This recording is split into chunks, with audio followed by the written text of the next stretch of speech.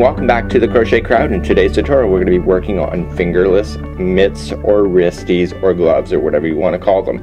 Really simple pattern. It's almost like a sock for your arm, and it only takes less than an hour to make one of these, which is actually really great.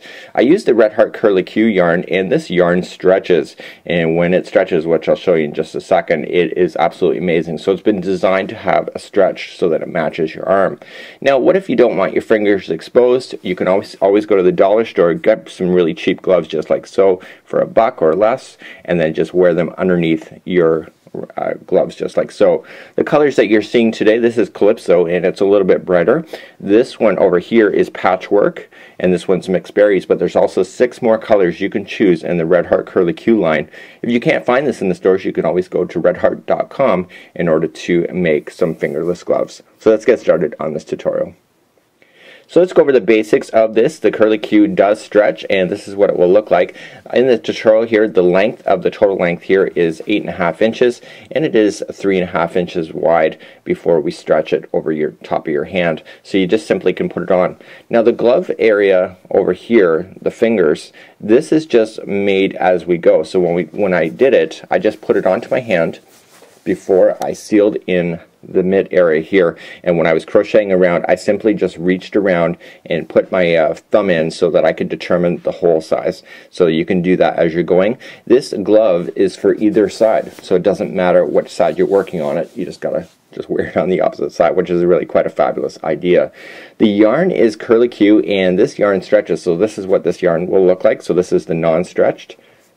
Look at the difference here, and I'll show you little tips when working with this, because we don't want to use up all of the tightness here. We want actually, be right in between, so it does keep its stretching properties as well. So let's get started, and we're going to create it, and we're going to start from the bottom going all the way to the top.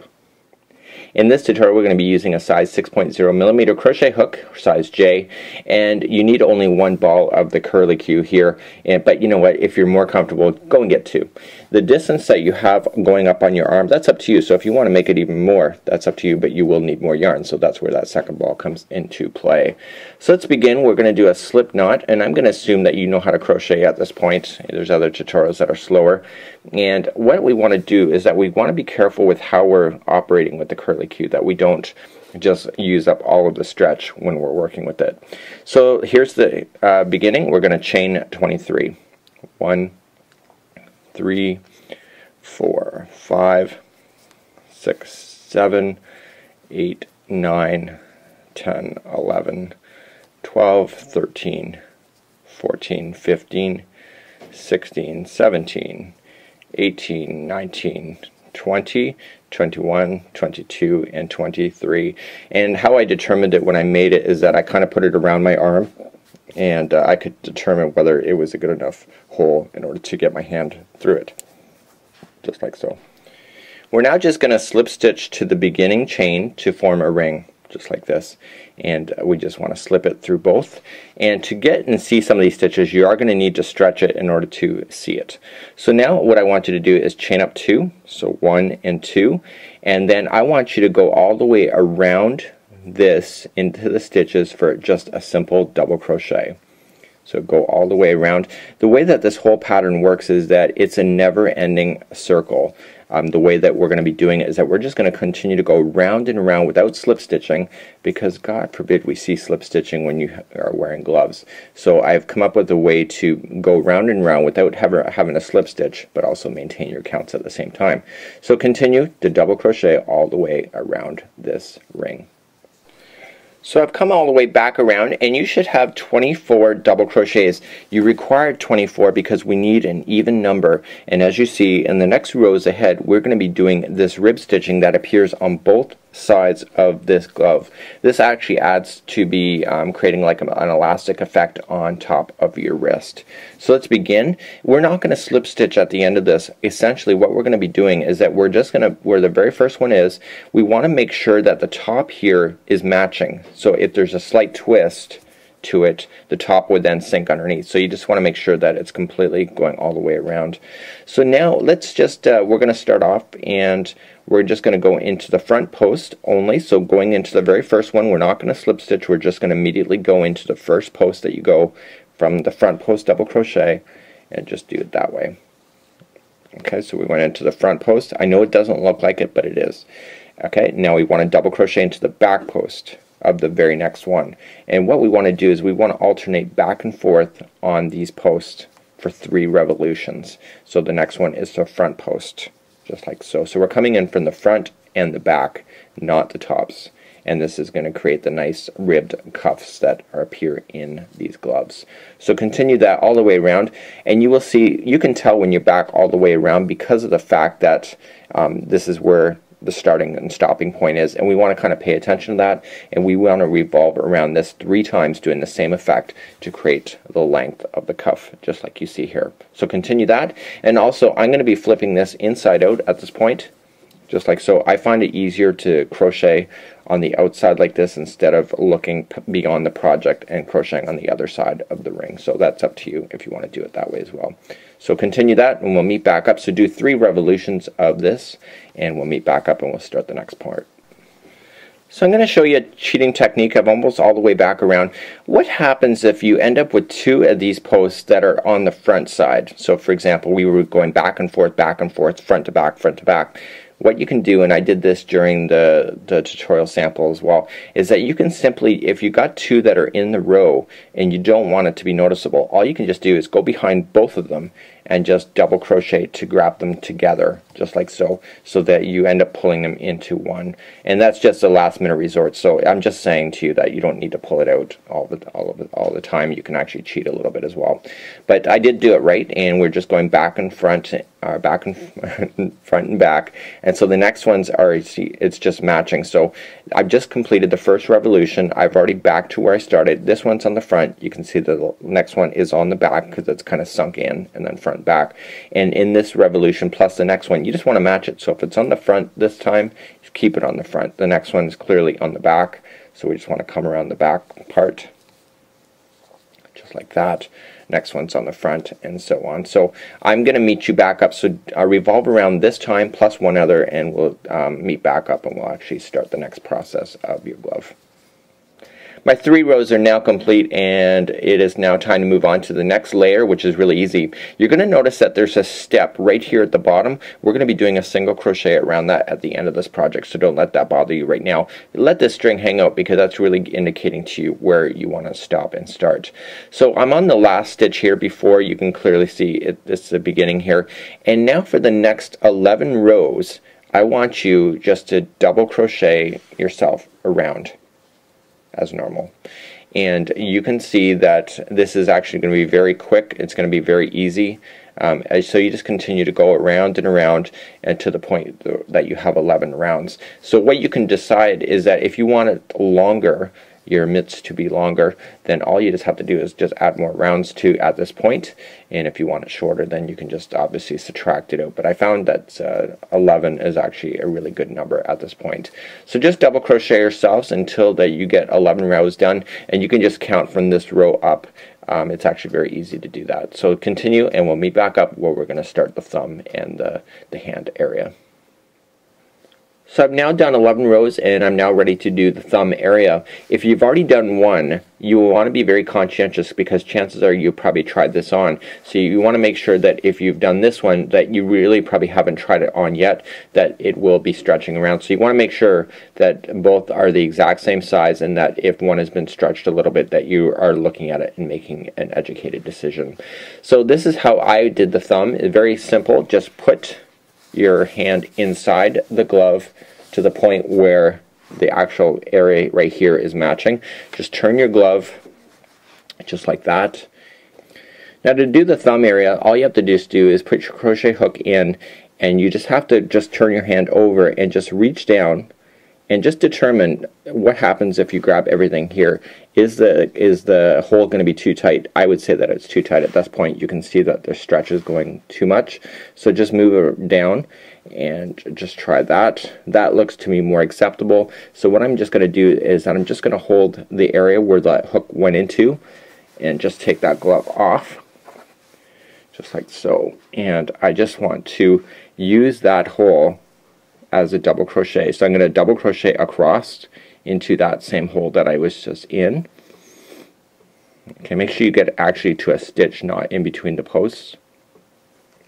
and you're going to double crochet as normal, just like so, so that I captured all the way around. You're going to come back to the stitch that joined those and you put another one into there. It just helps to keep it a lot more stronger. And this is the thumb area, so you can retry the thumb at this point. Just put your hand back in. Okay, and that to me looks excellent. Okay, seems to be going good.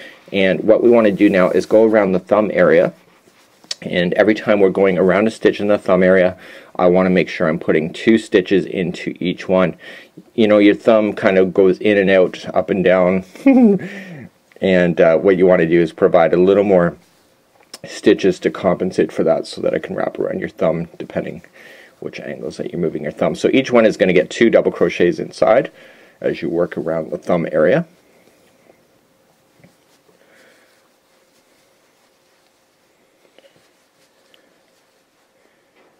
Okay, and got one more stitch to go. It's going to put 2 in there.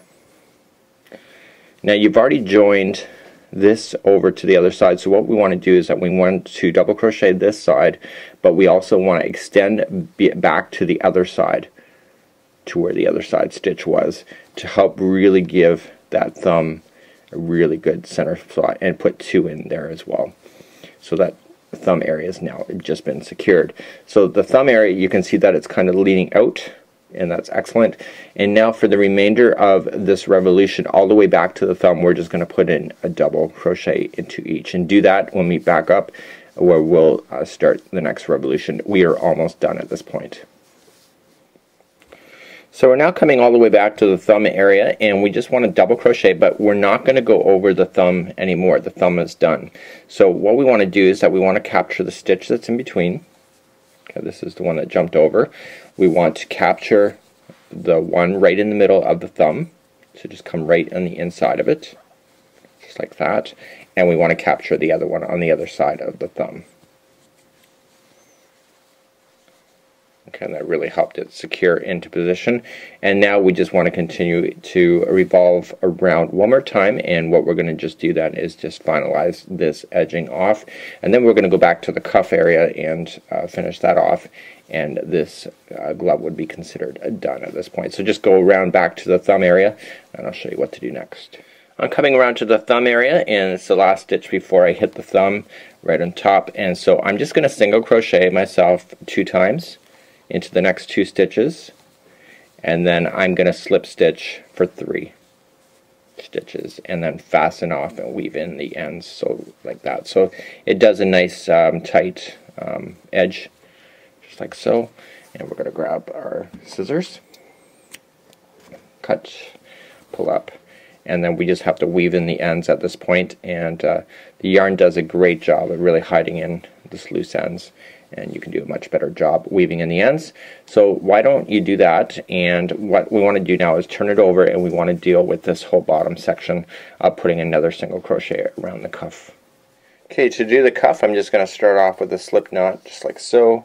Grab my crochet hook, and I'm going to grab the cuff area, and there's going to be a step. You can actually clearly see that there, hopefully. You can see that it goes down. So we would just want to kind of level it off, and we just want to go in between the posts, because these posts that we did are really separating a lot of things as far as your stitch work. So you can just go right in between the posts. You don't have to worry about going into a stitch. We're just fastening on at this point. And I just want you to revolve around this with a single crochet to finalize your project. So you got your straggler and loose ends there. Just make sure you're kind of pinching them down underneath your work so that it captures into position. Because the yarn does stretch, you can stretch it a little bit too, so it really does hide it really well. And we're just simply double our single crocheting ourselves all the way around. No big deal. And this just finalizes this edge, makes it a little more solid as well.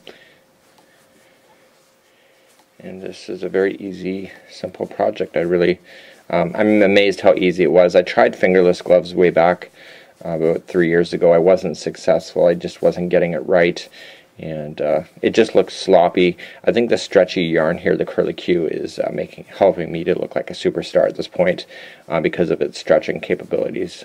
With crochet, once things stretch, you can never really get them back. So I'm just single crocheting around the edge, just like that.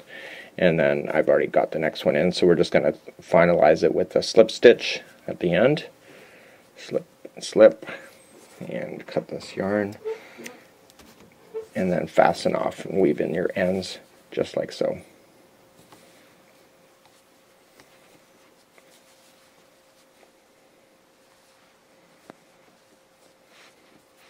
So the ultimate test is, this is our completed project. As you can see, here is the other one here, and because you can use them on both hands, it doesn't really matter.